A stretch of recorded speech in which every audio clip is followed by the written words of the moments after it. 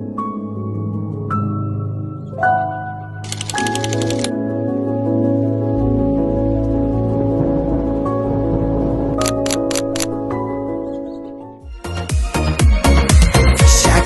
зейінін ашасың, бәріне мейірім шашасың. Білімнің асқары, тәрбие бастауы, ұстаздар мәңгі жасасын. Иесіз сіздер